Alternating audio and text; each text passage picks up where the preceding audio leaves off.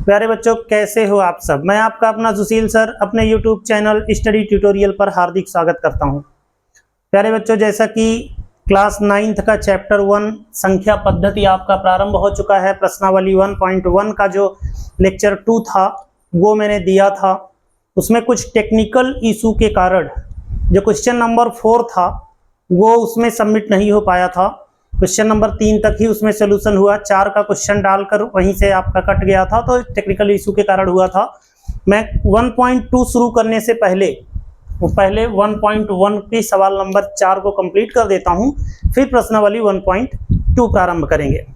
ठीक है। और प्रश्नावली 1.1 के जो लेक्चर 1 है उसे भी देख लीजिएगा, लेक्चर 2 है उसे भी देख लीजिएगा, और ये लेक्चर 3 है आपका, इसको भी देखना ही है। तो चलिए बिना देर किए शुरू करते हैं। क्वेश्चन नंबर 4 को लिखा है, कथन सत्य है या असत्य, कारण के साथ उत्तर दीजिए। माने जो कथन दिया गया है ये सही है कि नहीं, पहले तो ये बताइए, और अगर सही है तो क्यों सही है, और अगर गलत है तो क्यों गलत है। मीन्स अगर गलत है तो उत्तर भी देना है आपको कि इसका कारण भी बताना है कि ऐसा क्यों है। कह रहा है या असत्य, कारण के साथ अपने उत्तर दीजिए, माने कारण भी बताना है। तो चलिए पहला क्वेश्चन है, प्रत्येक प्राकृत संख्या एक पूर्ण संख्या होती है। देखिए अगर आपने परिभाषा पढ़ी है तो बहुत अच्छे से आपको आता होगा। प्राकृत संख्या पूर्ण संख्या होती है कि नहीं, ये बात करनी है। अब जरा सोचिए, अगर हम बात करें प्राकृतिक संख्या की, नेचुरल नंबर की, तो वो होता है 1 2 3 4 5 6 डॉट डॉट डॉट। आपने पढ़ा है, बहुत अच्छे से पढ़ा है। काउंटिंग की संख्याओं को, यानी जिनसे हम वस्तुओं की गणना करते हैं उसे क्या कहते हैं, प्राकृतिक संख्या कहते हैं। तो 1 2 3 4 5 ये होगा। और होल नंबर जो आपका पूर्ण संख्या होता है वो क्या होता है भैया, हमने कहा था प्राकृतिक संख्या के साथ अगर 0 भी सम्मिलित कर दिया जाए ना, अगर प्राकृतिक संख्या के साथ 0 भी सम्मिलित कर लिया जाए तो बन जाता है होल नंबर। तो जरा देखिए ध्यान से, होल नंबर में टोटल प्राकृतिक संख्या ही तो है, यहां से लेके यहां तक प्राकृतिक संख्या ही तो है। केवल यही 0 एक संख्या ऐसी है जो अलग है। तो भैया n इसमें सम्मिलित है कि नहीं, हम ये कह सकते हैं W = 0 एंड n। ये बाकी सब नेचुरल नंबर है, केवल 0 आपकी एक संख्या ऐड हुई है, वही आपका होल नंबर है। तो बताइए बात सत्य है कि असत्य। तो आप कहेंगे प्रत्येक प्राकृतिक संख्या एक पूर्ण संख्या होती है। ये आपका क्या है, कथन सत्य है। क्या है, सत्य है। तो इसका आंसर क्या है, इसका आंसर क्या है, सत्य है। ठीक है ना, इसका कथन सत्य है। क्यों? क्योंकि पूर्ण संख्या में प्राकृतिक संख्या सम्मिलित होती है। ये आप कारण भी दे सकते हैं, आंसर भी दे सकते हैं कि पूर्ण संख्या में प्राकृतिक संख्या सम्मिलित होती है, ऐसे आप आंसर दे सकते हैं। ठीक है, समझ में आ गई बात।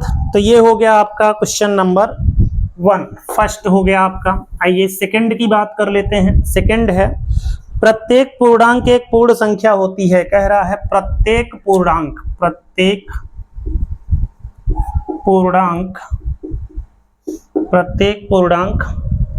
एक पूर्ण संख्या होती है, एक पूर्ण संख्या होती है। अब जरा देखिए, कह रहा है प्रत्येक पूर्णांक एक पूर्ण संख्या होती है, माने जितने भी पूर्णांक होते हैं क्या ये पूर्ण संख्या होती है। तो ये है आपका क्वेश्चन नंबर 2। तो आप ध्यान से देखिएगा, प्रत्येक पूर्णांक एक पूर्ण संख्या होती है। अब जरा समझिए बच्चों, आपको मैंने पढ़ाया पूर्णांक क्या होता है, जरा पूर्णांक देखिए।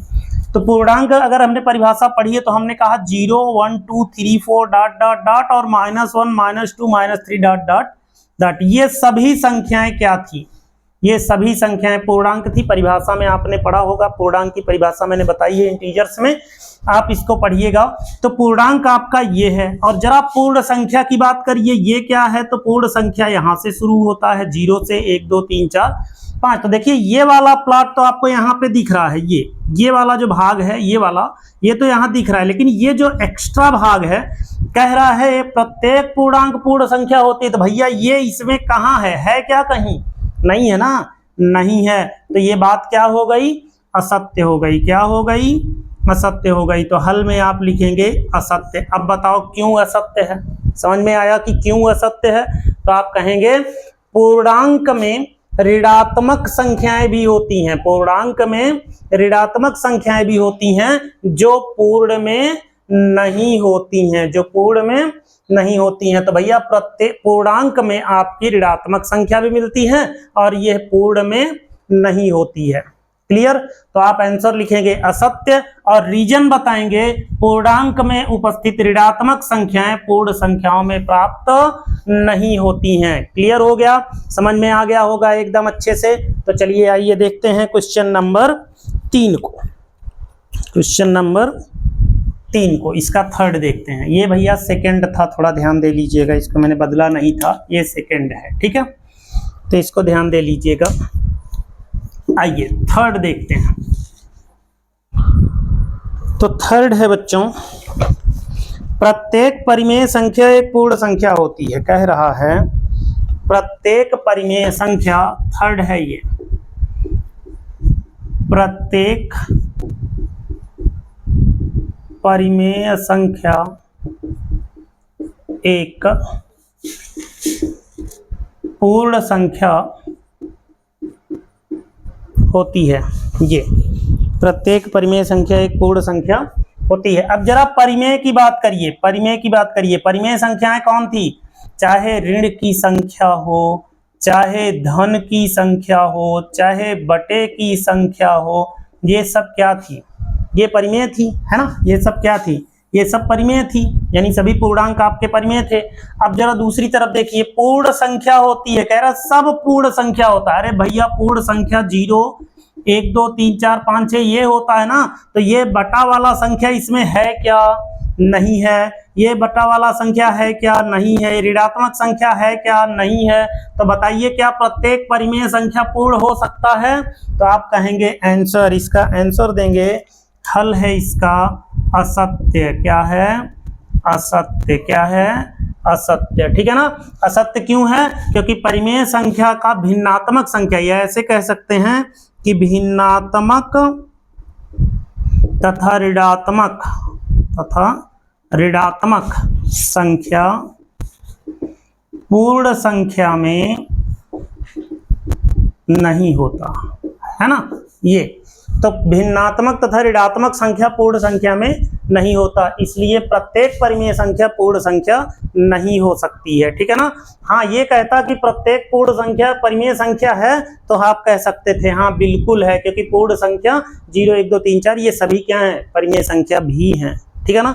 तो ये पूर्ण संख्या परिमेय हो सकती है, लेकिन परिमेय संख्या पूर्ण नहीं हो सकती है, ये बात असत्य है आपका, ठीक है। तो ये आपका अब प्रश्नावली 1.1 आपका क्लियर हो गया भैया। तो प्रश्नावली 1.1 को आप क्लियर मान लीजिए, और अब आइए प्रारंभ करते हैं प्रश्नावली 1.2 को। प्रश्नावली 1.2 को इसको बदल दिया जाए, प्रश्नावली 1.2। तो अब आप पढ़ेंगे प्रश्नावली 1.2, और 1.2 में बुक में है आपके अपरिमेय संख्याएं पढ़नी है, अपरिमेय संख्याएं पढ़नी है, और साथ ही साथ वास्तविक संख्या पढ़नी है। तो अपरिमेय संख्या पढ़नी है और वास्तविक संख्या पढ़नी है, तो सबसे पहले हमको अपरिमेय संख्या और वास्तविक संख्या को जानना होगा कि आखिर अपरिमेय संख्याएं क्या हैं, ठीक है ना। तो हम सबसे पहले यही बात जानेंगे। आइए देखते हैं अपरिमेय संख्या, क्या देखते हैं? अपरिमेय संख्या। तो आइए देखते हैं सबसे पहले अपरिमेय संख्या, ठीक है। तो अपरिमेय संख्याएं क्या हैं, आइए देख लिया जाए अपरिमेय संख्याओं को। किसी संख्या को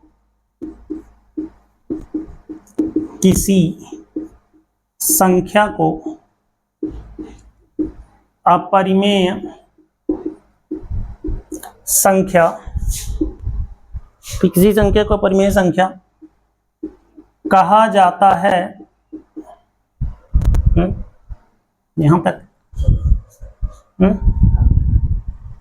ठीक है ना। वो कहा जाता है यदि, देखिए किसी संख्या को अपरिमेय संख्या कहा जाता है यदि इसे P/Q के रूप में ना लिखा जा सके, जहां P और Q पूर्णांक हैं, Q does not equal to 0, और लिख सकते हैं और Q does not equal to 0। ठीक है। तो किसी संख्या को अपरिमेय संख्या कहा जाता है यदि इसे p/q के रूप में ना लिखा जा सके, जहां p और q पूर्णांक हैं और q does not equal to 0 हो। तो भैया अपरिमेय संख्याएं हैं कौन कौन सी, जरा इसकी भी बात कर लीजिए कि अपरिमेय संख्याएं हैं कौन कौन सी। तो जो करड़ी वाली संख्याएं होती हैं वो अपरिमेय होती हैं। हालांकि प्रत्येक करड़ी की संख्या अपरिमेय होती है ऐसा कह नहीं सकते हम, लेकिन करड़ी की संख्याएं अपरिमेय होती हैं। उनके हम कुछ एग्जाम्पल लिख देते हैं आपके एग्जाम्पल। तो यहाँ पे देखिएगा √2, √3, √5 ये सब क्या है, अपरिमेय है। और अपरिमेय कौन होता है, पाई एक अपरिमेय संख्या है, पाई। और साथ ही साथ जिन संख्याओं का पुनरावृत्ति इस तरह से, ये देखिए 3 टाइम, ऐसे भी कह सकते हैं। इस तरह की जो संख्याएं आपकी होती हैं ये क्या हैं, ये इस तरह की संख्याएं जो होती हैं वो क्या होती हैं, अपरिमेय संख्याएं होती हैं। माने पुनरावृत्ति ना हो उनकी, और वो प्रारंभ हो खत्म भी ना हो, अंत भी ना हो। ठीक है, अनवसानी अनावर्ती दशमलव बोलते हैं इसको। तो अनवसानी अनावर्ती दशमलव के रूप में अगर वो है तो वो भी क्या होती है, अपरिमेय संख्या होती है। तो ये है आपकी अपरिमेय संख्या। ठीक है, इसके बारे में और अच्छे से जानना है तो अपरिमेय संख्या और परिमेय संख्या का मैंने आपको एक वीडियो बना के उसमें डाला हुआ है, और आप वहां से जाके देख लीजिएगा। हम उसका लिंक डिस्क्रिप्शन में दे देंगे, वहां से आप डायरेक्ट भी वीडियो पर पहुंच सकते हैं, खोजना नहीं पड़ेगा आपको। ठीक है, आइए अगली बात करते हैं। हमने कहा अपरिमेय के साथ साथ आपको जानना है वास्तविक संख्याओं के बारे में। वास्तविक संख्याएं क्या है भैया, वास्तविक संख्याएं? तो हम कहेंगे परिमेय तथा अपरिमेय संख्याओं के, परिमेय तथा अपरिमेय संख्याओं के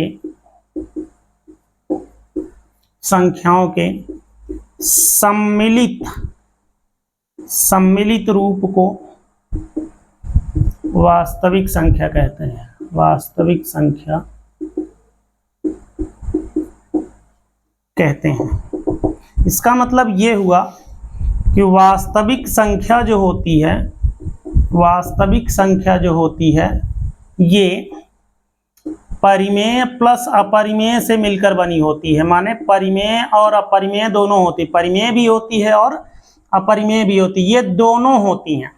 ठीक है ना, और कह सकते हैं परिमेय और अपरिमेय, यही दोनों आपका क्या है, वास्तविक संख्या। माने जिसमें परिमेय भी हो अपरिमेय भी हो वही क्या है, वास्तविक संख्या है। तो वास्तविक संख्या में आप देखिए जो धनात्मक संख्याएं होंगी ये तो होंगी ही, जो ऋणात्मक संख्याएं होंगी ये तो होंगी ही, जो भिन्न की संख्याएं होंगी ये भी होंगी, और जो करड़ी की संख्याएं होंगी ये भी होंगी। पाई भी होगा, 1/, जो आपका दशमलव वाली संख्याएं हैं ये 333 ये भी होंगी, बार यहाँ लगा सकते हैं हम लोग। और इस तरीके की भी संख्या होगी जिसमें आप लोग जो है अपरिमेय पढ़ते हैं। ठीक है, तो ये सभी संख्याएं आपकी जो है क्या हैं, वास्तविक संख्याएं हैं। माने अगर वास्तविक शब्द आ जाए, वास्तविक संख्या वाला शब्द आ जाए तो आप ये समझिएगा कि उसमें सब प्रकार की संख्या मिल जाएगी भैया, सब प्रकार की।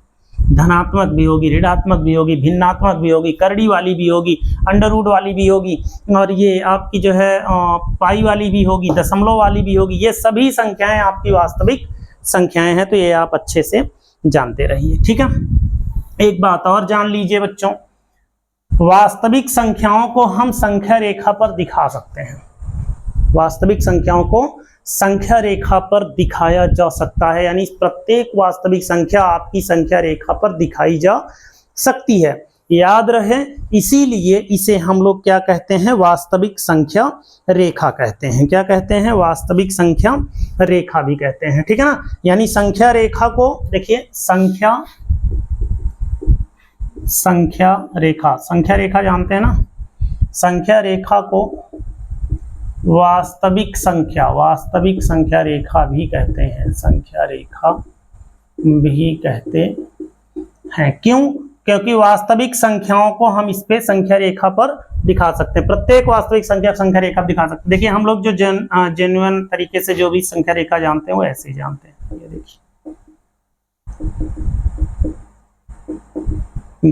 इस तरीके की संख्या रेखा होती है, 0 1 2 3 4 इधर, -1 2 -3 इधर। अब इसके बीच में सारी संख्याएं आपकी हैं। जैसे कोई कहेगा कि 1/2 कहाँ है भैया इसमें, तो भैया इसके 2 भाग करिए, 1 2, यही है आपका 1/2, ऐसे, ठीक है ना। करड़ी वाली संख्याओं को भी हम दिखा सकते हैं, जैसे √2 हमको दिखाना है कहाँ है इसमें, तो हम करड़ी वाली संख्या भी दिखा सकते हैं। देखिए कैसे, भैया एक ये है, एक ये हो गया, एक यहाँ से लंब डाल दीजिए ऐसे, ठीक है, एक, तो जितना ये होगा उतना ये होगा। अब इसको मिला दीजिए, ये हो गया √2। आपने पाइथागोरस प्रमेय पढ़ा है, एक का वर्ग करड़ी √2। अब यही आप नाप के ऐसे चाप लगा दीजिए, तो ये ऐसे जाएगा, ये देखिए ऐसे, ठीक ना। तो ये आपका हो गया √2, ये √2 यही आपका रिप्रेजेंट करता है, समझ गए ना। अभी इसको पढ़ाएंगे, करड़ियों को पढ़ाएंगे रिप्रेजेंट करना संख्या रेखा पर, तो ये भी आपको पढ़ाएंगे, ठीक है ना। तो ये आपका, यानी इसका मतलब ये हुआ कि वास्तविक संख्याएं जो होती हैं वो संख्या रेखा पर दिखाई जा सकती हैं, यानी संख्या रेखा पर उपस्थित होती हैं, इसीलिए हम संख्या रेखा को वास्तविक संख्या रेखा भी कहते हैं। ये आप लोग एक जानकारी रख लीजिए, अच्छे से जानते रहिए, ठीक है। तो आइए प्रश्नावली शुरू करते हैं, क्योंकि हमको इसमें अपरिमेय संख्या पढ़नी थी और साथ ही साथ हमको वास्तविक संख्या पढ़नी थी। और अब आइए प्रश्नावली 1.2 प्रारंभ करते हैं। तो प्रश्नावली 1.2 की पहली सवाल है आपकी, पहला क्वेश्चन है, कथन सत्य है या असत्य, कथन सत्य है या असत्य है, एक बात असत्य है, कथन सत्य है या असत्य है, कारण के साथ उत्तर दीजिए, कारण के साथ उत्तर दीजिए, ये क्वेश्चन है आपका, ठीक है। पहला क्वेश्चन जरा देख लीजिएगा कौन सा है, पहला क्वेश्चन जरा देख लीजिएगा क्या है। तो पहला क्वेश्चन है भैया, प्रत्येक अपरिमेय संख्या, पहला क्वेश्चन, प्रत्येक अपरिमेय संख्या एक वास्तविक संख्या होती है, एक वास्तविक संख्या होती है। ये कह रहा है प्रत्येक अपरिमेय संख्या एक वास्तविक संख्या होती है। अभी हमने क्या बोला था, आपको आंसर में क्या बोला था, जरा ध्यान से देखिएगा। क्या अपरिमेय संख्या वास्तविक होती है? तो वास्तविक में मैंने बोला कि वास्तविक इज इक्वल टू होता है, वास्तविक इज इक्वल टू होता है, वास्तविक संख्या बनती है परिमेय और अपरिमेय से। अभी बोला था ना, देखिए ध्यान से देखिए, परिमेय और अपरिमेय यही दोनों संख्याओं से तो कौन बनता है, वास्तविक संख्या बनता है। तो भैया बताओ क्या प्रत्येक अपरिमेय संख्या वास्तविक है? श्योर है। क्यों है? क्योंकि अपरिमेय वास्तविक में होती है, क्योंकि वास्तविक संख्याएं अपरिमेय संख्याओं से मिलकर बनी होती हैं। तो अपरिमेय संख्या वास्तविक संख्या में होगी, होगी कि नहीं होगी? तो आपका कथन क्या हो जाएगा? सत्य है। हल में लिखोगे सत्य है, ठीक है, इसका हल है सत्य है। और सत्य क्यों है? तो आप कहिएगा कि वास्तविक संख्याओं में परिमेय संख्याएं होती हैं। क्यों? क्योंकि वास्तविक संख्या परिमेय और अपरिमेय से मिलकर बनी होती हैं, तो प्रत्येक अपरिमेय संख्या वास्तविक संख्या होगी, ठीक है। ऐसा देखिए, हम कारण नहीं लिख रहे थे, कारण अगर आपको चाहिए तो यहाँ आप कारण लिख सकते हैं। देखिए एक में हम बता देते हैं, बाकी हम समझा देंगे, आप अच्छे से लिख पाएंगे, कोई दिक्कत नहीं है। कारण, अच्छा क्यों है अपरिमेय संख्या वास्तविक संख्या क्यों है? तो हम कहेंगे वास्तविक संख्या परिमेय तथा अपरिमेय संख्या का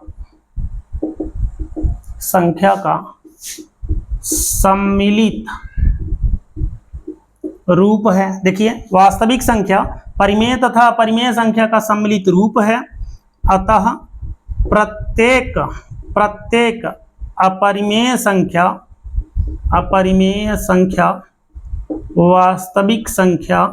वास्तविक संख्या में होती है,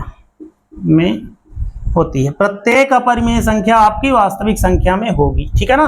तो ये है आपका कारण, वास्तविक संख्या परिमेय और अपरिमेय संख्या का सम्मिलित रूप है, तो प्रत्येक अपरिमेय संख्या भैया वास्तविक संख्या में होगी ही, ये तो कन्फर्म है ना। तो ये है आपका कारण। तो चलिए ये आप कारण नोट कर लीजिएगा, ठीक। ये आपका हल है, सत्य बताइएगा, कारण बता दीजिएगा। मैं सब सवालों में कारण नहीं लिख रहा हूं, क्योंकि आप समझदार हैं, इतना मैं आपको अच्छे से समझा दे रहा हूं, आप उसको बता सकते हैं, सत्य सत्य लिखकर कारण लिख सकते हैं, ठीक है। चलिए आइए क्वेश्चन नंबर 2 देखते हैं। सेकंड कह रहा संख्या रेखा का प्रत्येक बिंदु, जो सेकंड सवाल है, सवाल को ब्लू पेन से लिखते हैं। सेकंड है संख्या रेखा का प्रत्येक बिंदु, संख्या रेखा का प्रत्येक बिंदु अंडर रूट यम के रूप का होता है, के रूप का होता है, जहां यम एक प्राकृतिक संख्या है, जहां यम एक प्राकृतिक संख्या है। ठीक है, अब जरा समझिए बच्चा, ये बात सत्य है कि असत्य, इसकी बात कर लीजिए। कह रहा है संख्या रेखा का प्रत्येक बिंदु अंडर रूट यम के रूप का होता है, तो प्रत्येक बिंदु संख्या रेखा पर क्या अंडर रूट यम के रूप का होता है। अब जरा ध्यान से देखिए, ये है आपकी संख्या रेखा, बताया था आपको, जैसे ये है आपका ना -1 -2। देखिए अंडर रूट यम जो होगा, अंडर रूट यम जो होगा वो कह रहा है एक प्राकृतिक संख्या है, तो भैया प्राकृतिक संख्या 1 होगी, चलिए 2 होगी, 3 होगी, 4 होगी, 5 होगी, तो ये सभी तो आपको इस पर मिल जाएंगे। देखिए ये इस साइड में राइट साइड में सभी मिल जाएंगे, ये सभी बिंदु मिल जाएंगे। तो फिर कौन नहीं मिलेगा, इस तरफ लेफ्ट साइड का ये जो ऋणात्मक बिंदु है ये नहीं मिलेगा। तो कह रहा है, वो तो कह रहा प्रत्येक बिंदु अंडर रूट यम का होता है, मतलब जितने बिंदु हैं इस पर वो सब अंडर रूट यम के रूप के होते हैं। तो भैया इस साइड 0 के दाईं साइड वाले जो बिंदु हैं ये तो आपके अंडर रूट में हो सकते हैं, लेकिन जो लेफ्ट साइड में है ऋणात्मक संख्याएं वो प्राप्त नहीं होंगी। तो फिर इसके हिसाब से आपका कथन क्या हो गया, असत्य हो गया। तो हम इसके लिए उत्तर क्या लिखेंगे जरा समझिए, तो हम आंसर देंगे, हल इसका है, आप कहिएगा असत्य। क्या कहिएगा, असत्य। कथन असत्य है। क्यों असत्य है, क्योंकि प्रत्येक बिंदु अंडर रूट यम के रूप का नहीं हो सकता, नहीं हो सकता, क्योंकि संख्या रेखा पर ऋणात्मक बिंदु भी होते हैं जो अंडर रूट यम के रूप के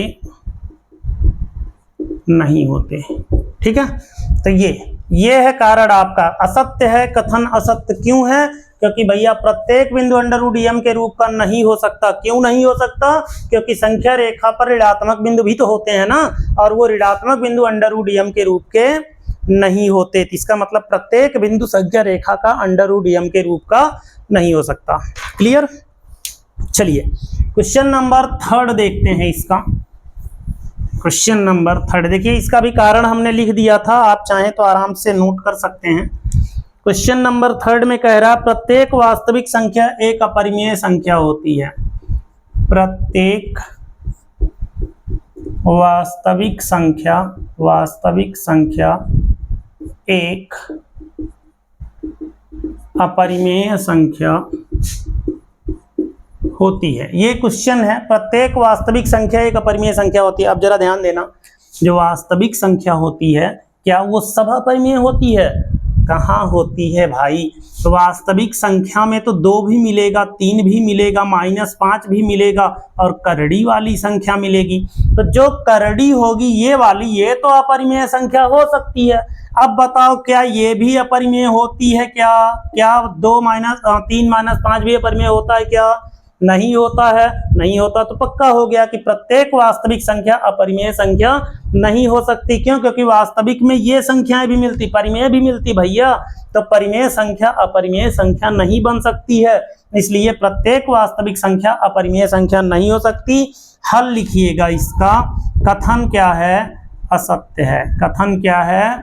असत्य है। रीजन बताइएगा, कारण बताइएगा क्यों असत्य है। तो आप कहिएगा क्योंकि वास्तविक संख्याओं में परिमेय संख्या भी होती है और परिमेय संख्या अपरिमेय संख्याओं में नहीं होती है, इसलिए प्रत्येक वास्तविक संख्या अपरिमेय संख्या नहीं हो सकती है। समझ में आ गया होगा आपको प्यार से। फिर से आप एक बार देख लीजिए, वास्तविक संख्याएं जो होती हैं, परिभाषा में आपने पढ़ा है, वास्तविक संख्याएं परिमेय और अपरिमेय संख्याओं का मिश्रण होती हैं, यानी मिला जुला रूप होती हैं। परिमेय और अपरिमेय दोनों होता है वास्तविक। अब वो कह रहा है वास्तविक संख्या सब, जितनी संख्या वास्तविक होती है वो सब अपरिमेय है। अच्छा बताओ, मगर वास्तविक सब अपरिमेय हो जाएगी तो परिमेय वाली संख्या कहाँ गई जो वास्तविक में थी? नहीं हो सकती ना। तो इसलिए आप कारण देंगे असत्य और कारण बताएंगे कि वास्तविक संख्या परिमेय और अपरिमेय का संयुक्त रूप है या सम्मिलित रूप है, और अपरिमेय संख्याएं अपरिमेय संख्याओं में परिमेय संख्याएं प्राप्त नहीं हो सकती, इसलिए ये संख्या आपकी अपरिमेय है, अपरिमेय ही रहेगी। ठीक है, तो ये हो गया आपका थर्ड। आइए देखते हैं क्वेश्चन नंबर 2 को। तो आइए प्यार से देखें क्वेश्चन नंबर 2। सवाल नंबर 2 क्या है बच्चों? कह रहा है, क्वेश्चन नंबर 2 है, क्या दिख रहा ना ये, क्या सभी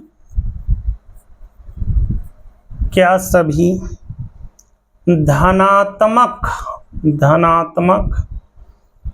पूर्णांकों के वर्गमूल अपरिमेय होते हैं? यदि नहीं तो एक ऐसी संख्या के वर्गमूल का उदाहरण दीजिए जो एक परिमेय संख्या है। ये क्या सभी धनात्मक पूर्णांकों के वर्गमूल अपरिमेय होते हैं? यदि नहीं तो एक ऐसी संख्या के वर्गमूल का उदाहरण दीजिए जो एक परिमेय संख्या होती है। एक बात याद रखिए, हमने कहा था जितनी करड़ी की संख्याएं होती हैं वो क्या होती हैं? आपकी अपरिमेय होती हैं, लेकिन हमने उसमें एक किंतु परंतु भी लगा दिया था। ये भी कहा था कि प्रत्येक करड़ी की संख्या अपरिमेय होंगी, ये नहीं सिद्ध है। कुछ संख्याएं ऐसी भी होती हैं जो परिमेय होती हैं। अब ये कह रहा है कि क्या सभी धनात्मक पूर्णांकों के वर्गमूल अपरिमेय होते हैं? हम कहेंगे, हल में लिखेंगे हाँ। क्या सभी धनात्मक पूर्णांकों के वर्गमूल अपरिमेय होते हैं? लिखेंगे नहीं, सभी धनात्मक पूर्णांकों के वर्गमूल अपरिमेय नहीं होते हैं। नहीं, सभी धनात्मक पूर्णांकों के वर्गमूल अपरिमेय नहीं होते हैं। अब कह रहा है अगर अपरिमेय होते हैं तब तो ठीक है, यदि नहीं होते तो एक ऐसा उदाहरण भी बताओ। तो भैया हमने कहा नहीं होते तो उदाहरण देना पड़ेगा। तो आइए उदाहरण देते हैं, उदाहरण दे दीजिए इसको। तो उदाहरण होगा √4। देखिए √4 का वर्गमूल 2 है, ये क्या है? परिमेय संख्या है। देखिए परिमेय संख्या है कि नहीं बताइए। √9 भी दे सकते हैं, आंसर क्या आएगा? 3, परिमेय संख्या है, देखिए है ना। √16 भी दे सकते हैं, 4, ये भी परिमेय है। √25 भी दे सकते हैं, 5, ये भी परिमेय है। तो ऐसी भी संख्याएं होती हैं जो करड़ी में होती हैं और उसका वर्गमूल क्या होता है?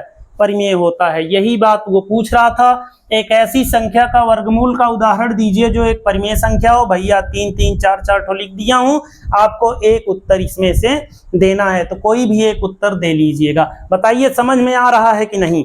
बहुत ही सरल तरीके से समझाने की कोशिश हो रही है, लेकिन बच्चों याद रहे ये बात अच्छे से समझ में आपको आएगी जब आप परिभाषाओं को अच्छे से याद कर लीजिएगा। परिभाषाएं मैंने आपके लेक्चर 1 में दे दिया है, फिर भी अगर आपको समस्या होती है तो मैंने बेसिक मैथमेटिक्स पढ़ाया है हमारे चैनल पर, वो भी वीडियो अपलोड हैं और वहां से आप बेसिक मैथमेटिक्स से इन परिभाषाओं को अच्छे से पढ़ लीजिएगा कि आखिर अपरिमेय कौन होता है, परिमेय कौन होता है, वास्तविक संख्याएं क्या होती हैं, सम विषम सभी संख्याओं, अभाज्य भाज्य सबकी आपको मैंने परिभाषाएं लिख दी हैं। वहां से आपको परिभाषा अगर याद रहेगी तो बहुत अच्छे से आप बातों को समझ पाएंगे। तो वहां से आप लोग पढ़ लीजिएगा। तो देखिए नहीं, सभी धनात्मक पूर्णांकों के वर्गमूल अपरिमेय नहीं होते तो मैंने उदाहरण भी दे दिया, ये संख्याएं आपकी क्या है, परिमेय है। तो ये हो गया आपका क्वेश्चन नंबर 2। आइए आगे बढ़ते हैं, प्रश्नावली के अन्य क्वेश्चंस को भी देखते हैं। क्वेश्चन नंबर 3 पर चलते हैं। ठीक है, तो प्रश्नावली का क्वेश्चन नंबर 3 जो है, इसमें कह रहा है दिखाइए कि संख्या रेखा पर √5 को किस प्रकार निरूपित किया जा सकता है। दिखाइए कि संख्या रेखा पर √5 को किस प्रकार निरूपित किया जा सकता है। तो आइए क्वेश्चन लिख देते हैं, पहले क्वेश्चन लिख देते हैं, फिर उसके बाद आंसर बताते हैं। क्वेश्चन नंबर 3 कह रहा है दिखाइए कि संख्या रेखा पर √5 को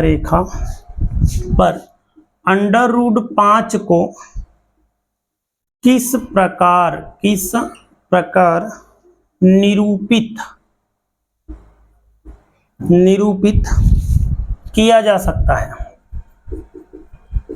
किया जा सकता है, तो आइए निरूपित कर देते हैं, इसका हल कर लेते हैं थोड़ा सा। तो देखिएगा ध्यान से, कुछ हल है आपका। देखिए एक संख्या रेखा लेनी है, चूंकि ऋणात्मक साइड हमको लेनी नहीं है बच्चों, इसलिए हम लोग यहाँ 0 लेंगे और धनात्मक साइड में √5 आना है। इधर हम लोग कहेंगे 1 2 3 4, इस तरीके से हम लोग संख्याओं को लिख लेंगे। ठीक है, अब आप ध्यान से देखिएगा, इस पर आप इस संख्या रेखा पर आपको क्या करना है। देखिए √5 को हम क्या लिख सकते हैं, ध्यान से देखिएगा, क्या कोई दो संख्या का वर्ग √5 में हो सकता है? तो भैया 2 का वर्ग प्लस 1 का वर्ग। बहुत ध्यान से समझिएगा, कोई भी संख्या दे तो इस तरीके से आप लोग कर लीजिएगा, किसका वर्ग हो सकता है वो वही आप नोट कर लीजिएगा। जैसे √5 है तो 2 का वर्ग प्लस 1 का वर्ग, ठीक है ना। √5 है तो 2 का वर्ग प्लस 1 का वर्ग। अब देखिए 1 पर 2 और 1 पर 1, तो अगर यहां से मैं 2 ले लेता हूं, यहां से ये आपका क्या है, 2 है, यहां तक ध्यान दीजिएगा, यहां तक आपका ये 2 है। अगर मैं 2 ले लिया तो 1 इकाई, यहां से 1 इकाई का मैं क्या खींच देता हूं, लंब खींच देता हूं। इस तरह से 1 इकाई पर लंब खींच देता हूं। ये 1 इकाई है, ये भी 1 इकाई होना चाहिए, ऐसे 1 इकाई पर। तो ये हो गया 1 भैया, यहां से यहां तक 1 हो गया और ये 2 हो गया। अब ये पक्का है कि ये वाली जो रेखा होगी, यहां से जब मैं इसको मिलाऊंगा, मान लो ये O है, मान लो ये O है और ये अगर A है, ये आपकी B है, तो श्योर है जो OA होगा वो अगर 2 है और AB आपका 1 है, तो आपका OB जो है वो होगा √5। क्यों होगा? क्योंकि देखिएगा आपने ना पाइथागोरस प्रमेय पढ़ा है, पाइथागोरस प्रमेय पढ़ा है, जिसमें पढ़ा था कर्ण का वर्ग जो होता है वो लंब का वर्ग धन आधार के वर्ग के बराबर होता है। ये आपने पढ़ा था, लंब का वर्ग धन आधार का वर्ग प्लस बराबर कर्ण का वर्ग। अब अगर मैं कर्ण हटा दूं, इसको कर्णी हटा दूं, वर्ग हटा दूं, तो कर्ण बराबर हो जाता है √ लंब का वर्ग धन आधार का वर्ग। और यहाँ पर लंब और आधार का काम यही कर रहे हैं दोनों, ठीक है।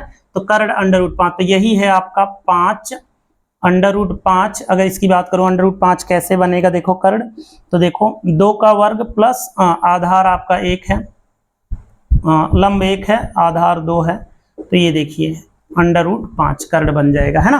तो ये आपका √5 हो जाएगा। अब आप इसी OB को नाप कर इस तरह से देखिएगा, प्रकार पे अपने ऐसे लेके ऐसे एक चाप लगाइएगा इस तरह से, तो आपका ये इस तरह से काटता हुआ आगे बढ़ेगा। ध्यान दीजिएगा, जहां पर ये काटता है यही आपका क्या है, √5 है। अगर ये C बिंदु है तो यही आपका C बिंदु जो होगा वो √5 होगा। तो आपका OC जो है वो √5 प्रदर्शित करता है। OC बराबर √5 संख्या रेखा पर